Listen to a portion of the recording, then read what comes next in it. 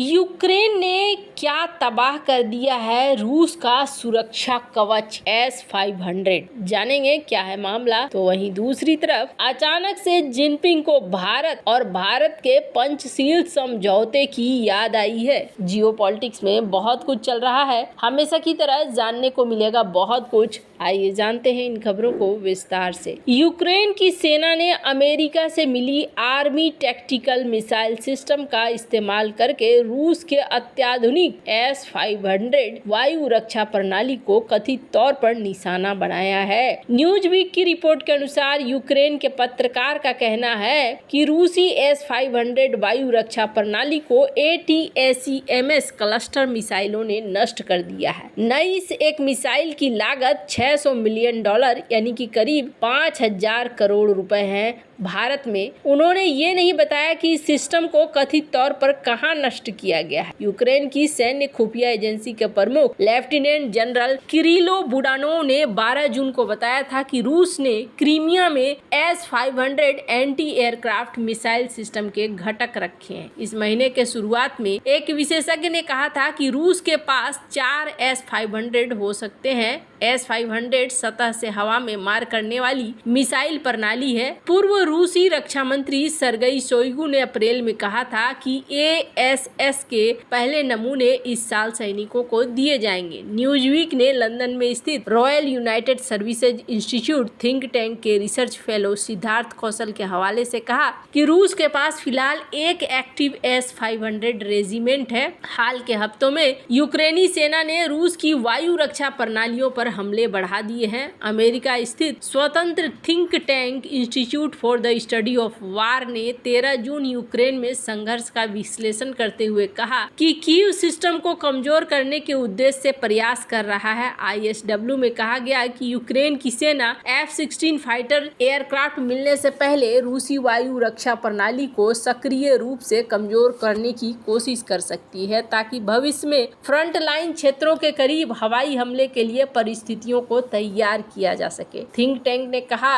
यदि यूक्रेनी सेना को पर्याप्त संख्या में लड़ाकू विमान मिलते और पश्चिमी देश पायलटों को पर्याप्त प्रशिक्षण देते तो यूक्रेनी सेना जमीन पर ऑपरेशन को मदद करने के लिए एयरफोर्स का इस्तेमाल करती। हालांकि अब ये कितना सही है ये कहना मुश्किल है, क्योंकि S-500 एयर डिफेंस सिस्टम अपने आप में काफी ज्यादा महत्वपूर्ण है। रूसी एयर डिफेंस सिस्टम अमेरिकी F-22 रैप्टर F-35 लड़ाकू विमानों के लिए नया खतरा माना गया है, क्योंकि नई रूसी S-500 वायु रक्षा मिसाइल प्रणाली F-35 और F-22 रैप्टर जैसे स्टील्थ लड़ाकू विमानों को रोकने में सक्षम होगी। रूसी रक्षा मंत्रालय की रिपोर्ट में कहा गया है कि S-500 की तैनाती काफी लंबे परीक्षण के बाद की गई है। रूस ने S-500 को इसके पूर्ववर्ती S-400 से अपग्रेड करते हुए तैयार किया है। इसकी तैनाती यूक्रेन के खिलाफ महत्वपूर्ण रणनीतिक स्थान पर की गई है। रूस ने ये कदम ऐसे समय में उठाया है जब यूक्रेन के खिलाफ लड़ाई में उसके S-4 एयर डिफेंस सिस्टम को कथित तौर पर नुकसान उठाना पड़ा है। आर्मी रिकॉग्निशन के रिपोर्ट के मुताबिक S-500 सिस्टम हाइपरसोनिक मिसाइलों, विमानों और यहाँ तक कि कम कक्षा के उपग्रहों को भी टारगेट कर सकता है। ये रूस की रक्षात्मक स्थिति को महत्वपूर्ण रूप से बढ़ाता है। रूस ने क्रीमिया में इस एयर डिफेंस सिस्टम की तैनाती की है, जो रणनीतिक महत्व को रूसी सैन्य रसद के लिए महत्वपूर्ण गलियारा है। यूक्रेन और अमेरिका के साथ बढ़ते तनाव के बीच S-500 की उपस्थिति वायु रक्षा शक्ति के संतुलन में बड़ा बदलाव दिखाती है। यह अत्याधुनिक अमेरिकी लड़ाकू जेटों से जुड़ी हवाई गतिविधियों को भी रोकेगा। S-500 एयर डिफेंस के रडार और टारगेट सिस्टम दुनिया में सबसे उन्नत है, जो 600 किलोमीटर तक अपने लक्ष्य को पहचान कर सकते हैं। ये लंबी दूरी की क्षमता सिस्टम को अपने जुड़ाव क्षेत्र में प्रवेश करने से पहले लक्ष्यों को अच्छी तरह से पहचानने, ट्रैक करने की अनुमति देता है। इसका रडार भी एक साथ ट्रैकिंग और इंगेजमेंट सहित कई मोड में काम कर सकता है। मारक क्षमता के संदर्भ में बात करें तो S-500 अलग अलग टारगेटों के लिए तैयार की गई कई प्रकार की मिसाइलों से भी सुसज्जित है। ये मिसाइलें 200 किलोमीटर तक की ऊंचाई तक पहुंच सकती है, जिससे S-500 अपने मध्य चरण के दौरान बैलिस्टिक मिसाइलों को रोकने और कम कक्षा उपग्रहों को संलग्न करने में सक्षम हो जाती है। अमेरिकी वायुसेना के लिए बेहद अहम F-22 रैप्टर और F-35 लाइटनिंग II जैसे स्टील्थ विमानों को लक्षित करने की प्रणाली की क्षमता S-500 के लिए विशेष रूप से महत्वपूर्ण है। खैर, अब यहाँ पर ये ऐसा भी हो सकता है कि एक र्यूमर उड़ाया गया हो, या हो सकता है सच्चाई। युद्ध के बीच में कुछ भी कह पाना मुश्किल है, क्योंकि युद्ध में कई बार गलत चीजें भी फैलाई जाती है। वहीं दूसरी तरफ पंचशील के सिद्धांतों को पहली बार औपचारिक रूप से 29 अप्रैल 1954 को अपनाया गया था। तिब्बत क्षेत्र के बीच व्यापार एवं संबंध को लेकर इसे चीन और भारत के बीच हुए समझौते में शामिल किया गया। चीन के राष्ट्रपति शी जिनपिंग ने मौजूदा समय के संघर्षों को अंत को लेकर पंचशील सिद्धांतों का जिक्र किया। उन्होंने पश्चिमी देशों के साथ बीजिंग के संघर्षों के बीच ग्लोबल साउथ में अपने देश का प्रभाव बढ़ाने पर जोर दिया। शी ने पंचशील के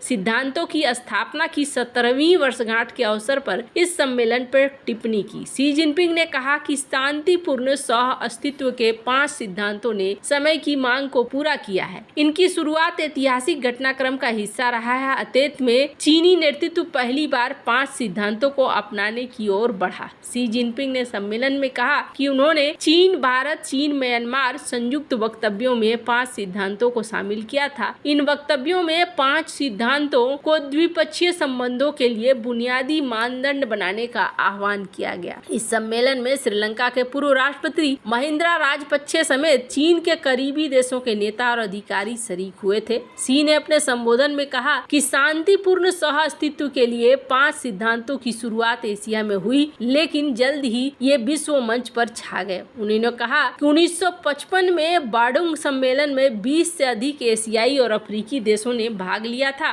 1960 के दशक में उभरे गुटनिरपेक्ष आंदोलन ने इस सिद्धांतों को मार्गदर्शक सिद्धांत के तौर पर अपनाया था। विदेश मंत्रालय के अनुसार पंचशील के सिद्धांतों को पहली बार औपचारिक रूप से 29 अप्रैल 1954 को अपनाया गया था। तिब्बत क्षेत्र के बीच व्यापार और संबंध को लेकर इसे चीन और भारत के बीच समझौते में शामिल किया था। चीन में इसे शांतिपूर्ण सह अस्तित्व के 5 सिद्धांत, जबकि भारत में पंचशील का सिद्धांत कहा जाता है। तत्कालीन प्रधानमंत्री जवाहरलाल नेहरू, चीन के प्रधानमंत्री चाउ एन लाई जब सीमा मुद्दे का समाधान खोजने में विफल रहे, तब उन्होंने पंचशील के सिद्धांतों पर सहमति जताई थी। ये 5 सिद्धांत इस प्रकार के हैं: एक दूसरे की संप्रभुता और क्षेत्रीय अखंडता का सम्मान, गैर आक्रामकता और एक दूसरे के आंतरिक मामलों में हस्तक्षेप न करना, समानता और पारस्परिक लाभ और शांतिपूर्ण सह अस्तित्व। अमेरिका और यूरोपीय संघ से रणनीतिक प्रतिस्पर्धा बढ़ रहा है। इसका सामना करते हुए हाल के सालों में एशियाई, अफ्रीकी और लैटिन अमेरिकी देशों में चीन अपना प्रभाव बढ़ाने की जुगत में लगा हुआ है। इस बीच बीजिंग का भारत और अन्य विकासशील देशों के साथ संघर्ष हुआ। इन देशों को मोटे तौर पर ग्लोबल साउथ कहा जाता है। चीनी राष्ट्रपति शी ने कहा कि चीन ग्लोबल साउथ सहयोग को बेहतर ढंग से समर्थन देने के लिए ग्लोबल साउथ अनुसंधान केंद्र की स्थापना करेगा। मतलब कि जिस तरीके से 1954-55 में ये सिद्धांत और ये एग्रीमेंट हुए और बाद में भूलकर चाइना ने 1962 में भारत पर हमला कर दिया, तो ये अब बाकी देशों को भी भड़काना चाहते हैं। इससे ज्यादा और कुछ नहीं है, अपने पाले में लाना चाहते हैं। वैसे आपको क्या लगता है इन सब मामले में? आपकी क्या राय है? कमेंट कर जरूर बताएं। जल्द मिलते हैं अगले वीडियो में नई खबर के साथ।